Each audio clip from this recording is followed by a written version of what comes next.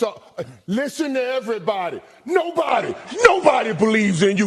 What are you prepared to do about it? Don't let no one come into your house, take your meal, do what you need to do today. I'm not nervous. I'm just telling you. Few moments later. They done pissed off the playmaker. Michael Irvin unloads on the internet for disrespecting him and Coach Prime. Let me tell you something right now. They've pissed off the playmaker. And when Michael Irvin gets mad, the entire football world feels it. You can talk about stats, rankings, NIL deals, or whatever you want, but you don't come for Coach Prime and think the playmaker is going to sit there quietly brushing his teeth in peace. So picture this. Irvin wakes up, looks in the mirror, toothbrush in hand, ready to tackle the day. But the minute he picks up his phone, boom.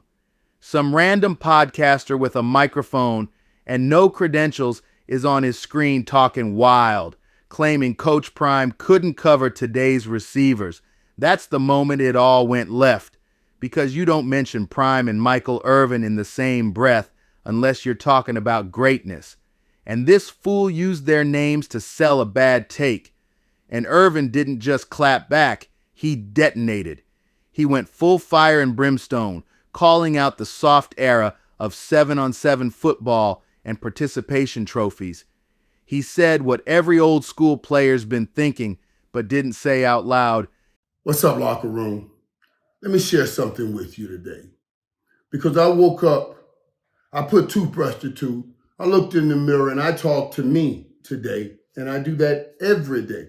Before I pick up my phone and allow social media to invade my person and my space. So I'm glad I did it the way I did it. But that I did it still won't get me off what I saw when I first got on social media today. The first thing I saw that popped up on my phone was this dummy. This mother brother right here on Facts Over Feeling podcast talking about Deion Sanders couldn't play and cover the receivers today. Talked about the speed of the receivers today making a difference in this game. And then he said, you know, Deion didn't play against guys like today. I mean, the guys today can really run fast. Deion didn't have to go against really fast guys. And then this mug puts my picture and Jerry Rice's picture up. Prime wasn't covering the people that these boys are covering either. He's in an era where he's a fucking alien or somebody from the future that was dropped off in the wrong time. But he could come in this time and yeah, because he can ball in this time. That's what I'm saying. Like, the receivers from back then. Might not be Prime, though. What he going to be? Oh, shit. I'm just saying. He got a lot of people. He got a lot of guys. He got to line up every week. Every week. Yeah, I get it. Elite wide receiver. I get it, but shit. These guys that he played against weren't that fast, bro. Like, I don't know. Though, they were stronger, but they weren't that fast. These guys, no. They big, they fast, they can jump. Are you shitting me?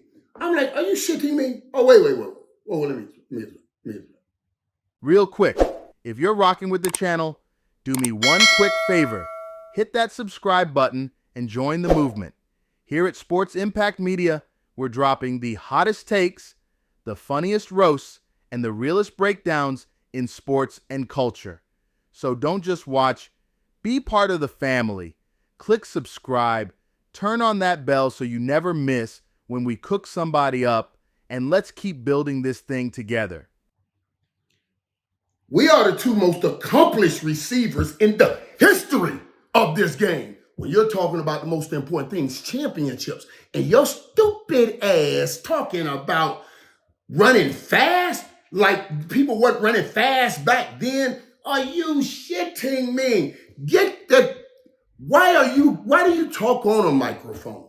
Why do you have a microphone? What the hell are you talking about? I don't even know your name. And I certainly don't know your game because you don't. I don't see you every year with a gold jacket in that Hall of Fame room. I don't see you anywhere great players are. So who the fuck are you to talk about what? Deion Sanders couldn't cover these guys today. First of all, I'm going to do just like the airlines tell you. What does the airlines tell you when you're on the airline? If we have a problem, put the mask on yourself, then put it on your kids or any loved ones who are with you. So I'm going to save me in this dumb shit, and then I'm going to talk about time in it and save him from this dumb shit. Let me tell you something, Holmes. Let me tell you something. And the Bible says it. He that argues with a fool may be considered a fool. But I'm ready to be a fool today. Like, dude, do you really know what you're talking about? Do you really have any clue at what you're talking about? You think there were not fast guys in the league when I played? You think Tyreek Hill can outrun an Olympian like Bullet Bob Hayes, who played before me?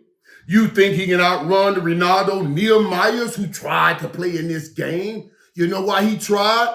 Because they wanted speed in the game, but other things were required when we played. You mugs get to run around and play fucking 7-on-7 touch football. We had pain in our game, and y'all don't even know shit about pain. Every route you got hit, even running around in the middle of, you could get tapped by those linebackers. They took all of that out the game because y'all asses were soft and you couldn't take it. You come from a damn era of everybody gets a trophy in NIL where nobody fights for a starting job. I ain't started. I'm going to go leave and start somewhere else. Get the fuck out of my face talking noise until you know what you're talking about. I will dominate this era of football. Dominate. Y'all play tag football and call it toughness.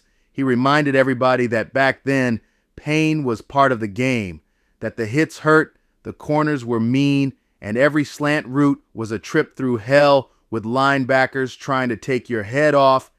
And he wasn't wrong, because the same people saying Coach Prime couldn't guard Justin Jefferson are the ones who never saw Bullet Bob Hayes, an Olympian, run routes in the NFL. They didn't see Prime locking down Jerry Rice in his prime or shadowing Andre Rison into silence. Coach Prime didn't just play football, he played chess at 22 miles per hour. But this new generation, they see a highlight reel and think they've seen the whole picture. Irvin let them know the truth. Back in the day, football wasn't about running fast in shorts. It was about surviving contact. It was about courage. It was about catching slants in traffic and waking up on Monday still feeling the bruises. And when Irvin said, "Keep my name and Coach Prime's name out of your mouth," it wasn't ego. It was principle.